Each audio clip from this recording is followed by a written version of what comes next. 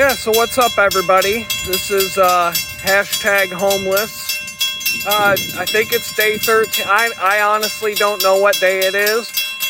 Once again, there's a little bit of background noise in the video. And, but everybody on YouTube in the comments section, you keep telling me not to worry about the background noise and to just do the video. So I'm just going to do the video then.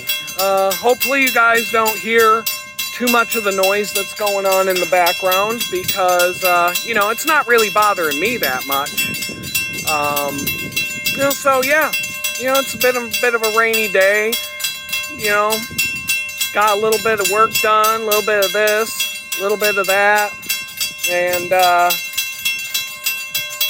I have no idea actually what's going on here.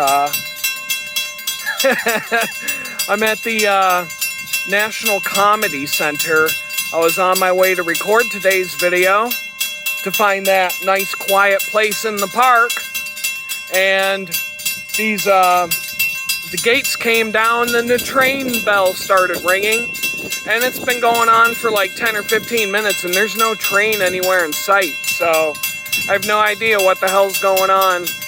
I actually pulled out a camera to take some nice photos of whatever train comes through, and I've been sitting here for like 5 to 10 minutes wondering where the heck the train's gonna be. And now I'm starting to think that there is no train and that these bells are just gonna ring for the next half hour to an hour while I sit here wondering where the train is. I have no idea. That's why I keep looking from side to side to see if there's actually going to be a train coming today. But I feel like I hear a noise here and there that sounds like maybe there's a train somewhere. But I'm serious. This thing's been going off for 15, 20 minutes and no train. Welcome to Jamestown, New York. All right, so this is the best I can do to find a somewhat quiet place, and as soon as I say that, here we go. It's not happening, folks, and I know none of you care. I care. I haven't had, okay, here's part of the reason why I care. Let me think about this. I'm not even gonna say it. I don't get very many moments of peace and quiet in the last 2 years of my life. I can say I've heard silence a handful of times in 2 years. And that includes like night and day. I had some days, like 4 days a week for 4 to 6 weeks. So, and that's in a span of 2 years. Where I actually heard what silence sounds like. And even that wasn't silence. Not really, because there's cars whipping by all day and loud. No. Silence? I don't even know what that sounds like anymore. I have no idea. No. The closest I've been to silence would be sitting in the isolation booth at the library where I did my job interview today.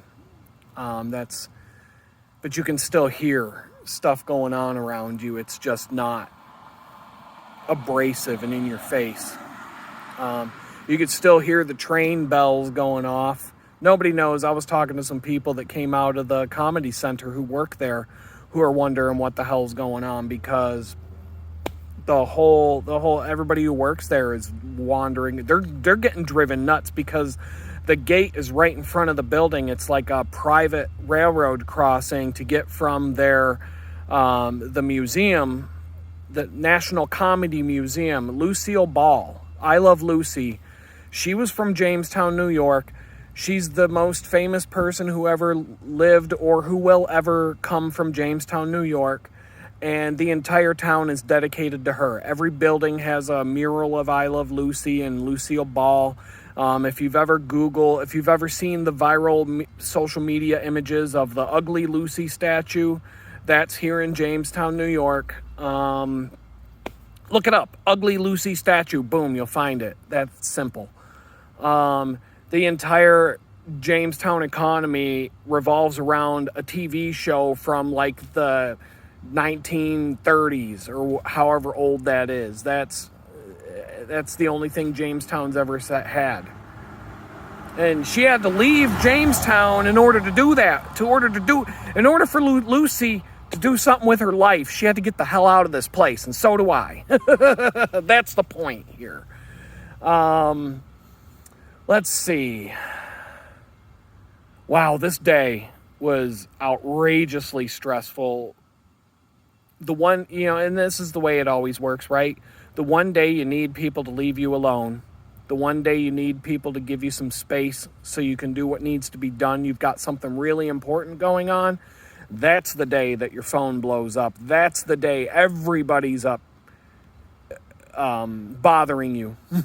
And that's the day everybody wants to know what's going on and so on and so forth. So I don't even know where to begin.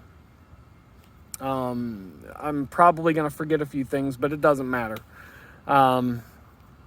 I spent the morning researching, doing as much preparation work for this job interview I had lined up as I could do. Researching all of the different programming frameworks and just so that I'd feel like I knew what I was talking about, even though this is like the first interview for these kind of jobs is usually just a informal chat over a video conference, Google Hangouts in this case. And that's what it was. But I still wanted to be prepared. But while I was trying to study for my exam, so to speak, the phone's just blowing up. And it wasn't bad. It wasn't all bad. But like I told you, I went to a temp agency yesterday and they said it would be a week before they would get back to me. Well, she got back to me today. And the weird thing is that she had a job for me. But I can't say yes to it. And I'll tell you why in a minute. So I had to put that off. So she was trying to get a hold of me all day. And I just said, I can't do this right now. I've got a big boy job interview. I'm not doing anything until that's over. So one track mind, eyes on the prize. Don't let anybody else distract you. So here we go with the rain. I think we're just gonna play this through. I had to pick a concrete slab by the side of the road. Fuck, man. Sorry. There's nowhere to get away from chaos in Jamestown, New York. I truly need to run. I wish I could run away from this place. Honestly, I'm at the point I want to strap my 60-pound backpack to my back and just start hiking and see where I end up. I don't want to be here. This place is nothing but bad memories for me to begin with, and it's the worst place I've ever been in my life. Like, hands down. Like, I've been a lot of places. Jamestown is the worst. I cannot lie. That is not a lie. Let's see. So this job interview, it was good. It wasn't. The interviewer even said, there's going to be another interview if they want to move forward with it. He wanted to ask me some questions that were related to kind of like, why did I apply to this job, even though it's a programming job and my background is more of a design background. And I kind of danced my way through it the best I could. And I think I would actually enjoy this job. It's the reason I applied to it. It's the only programming heavy job that I've applied to in the, I think, 85 to 90 applications for professional jobs that I've sent out. So it wasn't like I just willy-nilly threw a resume at them to see what they would do. I just wanted to, but it's hard to, it's hard to convince people certain things sometimes. But anyway, job interview is fine. If they're interested, they're going to schedule another one.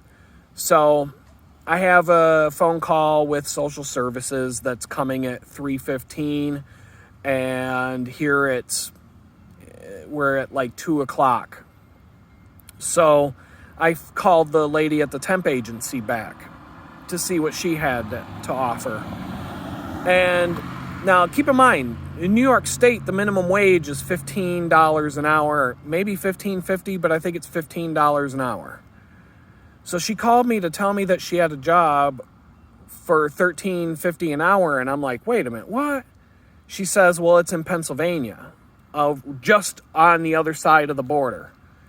And first thought in my mind is like, you got to be kidding me. I got to live in the worst place I've ever lived, and I have to bust my hump doing back-breaking labor every day, traveling pretty freaking far to make less than minimum wage, or at least less than the minimum wage that I'd be making living here. I mean, granted, I worked in a prison kitchen for 75 cents an hour, busting my hump for 40 hours a week to only have to turn around where on the commissary, a single package of ramen noodles was $1.50. Those are like, even with Joe Biden's inflation, that's like 35 cents for a pack of those at the grocery store. But in prison, that's $1.50 a pack, at least at this place where I was. So busting my butt for 40, 50, 60 hours a week in the prison kitchen, making 75 cents an hour. I'd have to work 2 hours just to get a pack of ramen noodles. So, keep that in mind. What the heck is that noise? So we got this, so she explained it to me, and I said, well, number one, I would have said yes. I'm at the point where I'll take money however I can get it in my hands, because 1 or 2 paychecks from a job like that, I can get an apartment. Boom. Not homeless anymore. So yes, I wanted to say yes, but I can't. Why? Because I'm on federal probation and I can't leave this part of New York. I can't cross that state line, at least not without permission. Now, I have a feeling the probation officer that I'm assigned to, I have a feeling he'll give me permission. I have to call him tomorrow and get permission.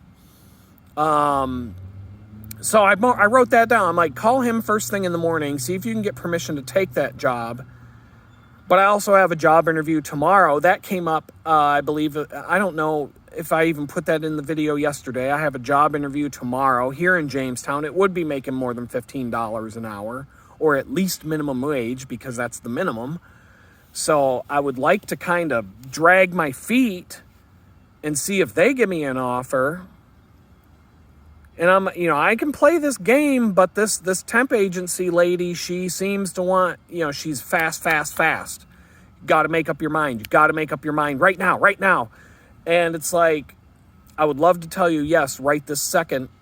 There's other implications about, if you're collecting public benefits, you can't turn down a job. But right now, I haven't technically turned it down because I can't take it. I can't leave the state without permission. So I've got an interview tomorrow. All these considerations aside, okay, now the thought starts going through your head. What do you do if you do start working some back-breaking labor job where you're scrambling to transport yourself from one, to and from this job, et cetera, et cetera. The pros are I've got income coming in. I can get an apartment. I can at least get a place a roof over my head. I can accomplish that goal. I can get off the government cheese, all that stuff. But okay, what happens if this big boy job, the 6-figure job, their range was over 120 to 140K. So what if they call back and say, we need you to do another interview? So what happens if I call in sick, because I'm going to have to call in sick to do an interview, at a second interview for this job, if I start working at one of these other jobs? And then what if I lose that job because I called in sick and I'd only been working there for a couple? So you just get a million different things going through your head. And yeah, so I'm going to get blasted in the YouTube comments. You're lazy. You're ungrateful. I've already got a bunch of "you're lazy" comments because, oh, you don't want to work no, I don't want to work a manual labor job if I don't have to. Nobody in their right mind would go do that when they could sit at a desk making $140K a year. No. So, but I'm willing to do it, and I will do it. That's the point. I'll do whatever I have to do to survive. But I would rather thrive than survive. And so my thought processes are around what happens if I get an offer for a second interview at this job, and now I've got to figure out how to juggle a manual labor job. And those kind of jobs aren't friendly about you taking a day off or calling in sick. That's the kind of stuff they fire people over at places like that. In an office job, no, they look the other way when it comes to an office job. I mean, even in the first couple of weeks, if you got to take a day off, they're not going to beat you over the head with that. And at a remote job, the kind of job that I'd be getting, they just say make up the hours. Like, I wouldn't even have to claim that I took a day off if I worked an extra 4 hours here and an extra 4 hours there. Boom, there's my 8 hours I lost.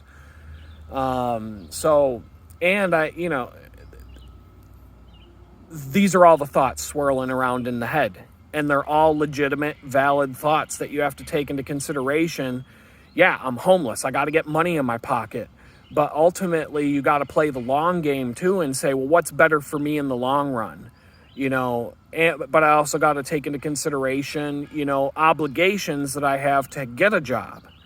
So I'm not going to say no to the lady. If all comes down to it, I'll have a job on Monday. There may be a timer on a clock that I have to give her an answer by, and I may not get to the buzzer on time before she gives it to someone else, and fine. But all these things, like, it's basically the moral of the story here is you're sitting around saying, what do I do? Oh my God, I don't know what to do. I don't know what to do. I don't know what to do. I don't know what to do. I could do this. I could zig. I could zag. I could go up or down or left or right or twirl around and jump up and down. I don't know what to do. Should I stand here? Should I stand there? I don't know. I don't know. I don't know. And what it boils down to is, what does God want me to do? Right there. If you watch the video this far, all that stuff is the anxiety and the thoughts and the random what if, but what if. Oh, but if this, then what? And but if what, then this. And all of that stuff swirling around in your head. What the? This town is... I don't know if these sirens are coming to me or what. But the moral of the story is, what does God want you to do? If you're in a situation like this where I am, all I'm going to do right now is hit stop on the video, find my way back to the shelter. I've got about an hour before they serve dinner. I don't even got to worry about cooking dinner tonight, and it's going to be good. Dinner is almost always good. In fact, dinner is always good at this place. I haven't really had a bad meal there. There's just certain days where they have, they don't cook breakfast, and so it's cereal or whatever else. But there's enough of whatever else, I'm cool with it. I've never complained about some of the homeless people complain about the food at the shelter, and that blows my mind because there was no way I'd even think about complaining about the food at the shelter. The food at the shelter is better than the food I was eating when I had a roof over my head. So let's just leave it there. Food at the shelter. So yeah, but I got to get out of my headspace and just kind of meditate and sit back and say, what does God want me to do? What decision does God want me to make? Which job does God want me to have? When does God want me to make this phone call? When does God want me to make that phone call? Where does God want me to walk to next? Where does God want me to walk to after that? As long as I'm like, God, I'm an idiot. Make it clear. Make it so abundantly clear to me that I would be a complete idiot not to recognize that this is your will. Like, that's how I ask God when it's time for me to ask God for help. I don't ask God for a sign. I don't ask God to just do it for me, because a lot of times God, he puts things in front of you, but you got to get off your butt and go do it or go get it. He isn't going to magically levitate you to the job interview. You know, he's not going to magically levitate me to work every day. But he'll give me the job, and he'll give me the means to get there if it's where I'm supposed to be. But I'm going to have to get up out of bed and do it.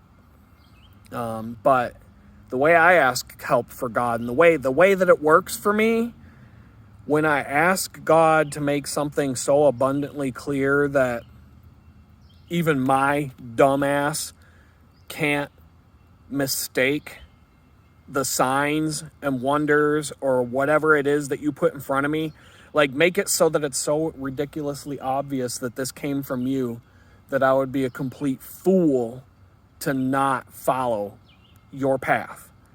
And I'm just going to leave it at that. And so that's what I'm going to spend the night asking for, and trying to get out of my anxiety for a night and just relax, let the day go. You know, God says don't worry about tomorrow, because tomorrow will worry about its own things. Sufficient for the day is its own trouble. And believe me, there's enough trouble today. And talk to you tomorrow.